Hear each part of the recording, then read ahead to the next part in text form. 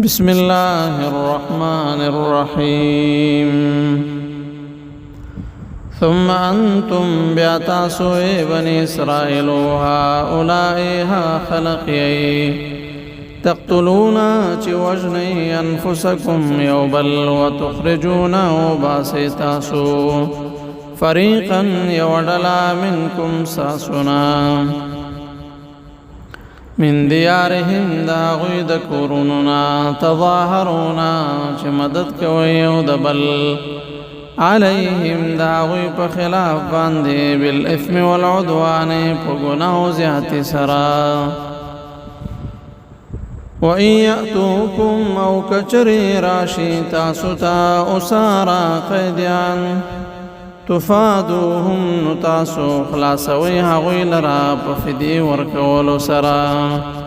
وهو محرم او حال دادی چه حرام کړی شوی دی علیکم پتاسو باندې اخراجهم مثل دهوی افتؤمنون آیاتاسو منی ببعض الكتاب بعض حکم د کتاب وتكفرون او انكار کوي ببعض حكم د كتابنا فما جزاء پس ندا جزاء من يفعلوا دها چا چې کوي ذلك دا کار منكم استاسنا الا مگر خزي رسوائدا في الحياة الدنيا پجن دنیاوی کې ويوم القيامة او پورز د قیامت باندې يردون واپس بکړشي الى اشد العذاب غیر سخت عذاب تا وما الله او ندي الله پاک بغافل خبر عما تعملون ده سنا چې تاسو کوي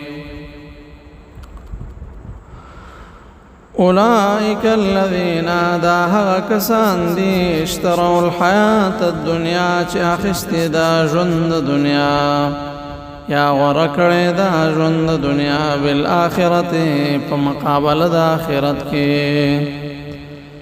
فلا يخففوا پس کم بنکرشی عنهم دا دوینا العذاب وعذاب ولا هم ينصرون و نباد دوی مدد کشی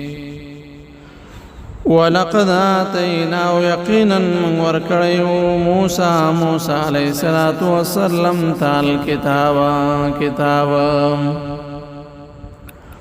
وقفينا پر لپسمو لګلیو من بعده بالرسل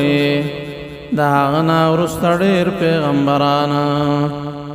وآتينا ورکړیو منغا عيسى ابن مريم البينات عيسى زوید مريم تا واضح دلائل وأيدناه ومن مضبوط کړیو هغلرا بروح القدس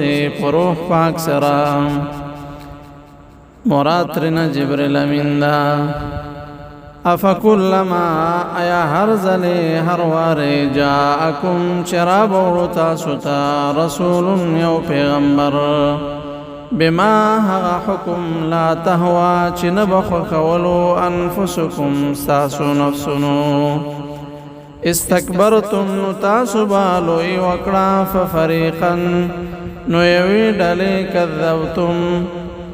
تاسو با نسبت د درو کولو غیتا وفریقا تقتلون او یوډل بتاسو وجلا وقالوا او ويد قلوبنا چې زمنګ زرنا غلف په پردو کې دی اډک دی د علمنا بل لعنهم الله بلک لعنت کړی دا الله پاک په دوی باندې بکفرهم په سبب د کفر باندې چې دوی کولو فقلیلا ما یؤمنون پس ډیر کم دی دوی نه چې ایمان راوړي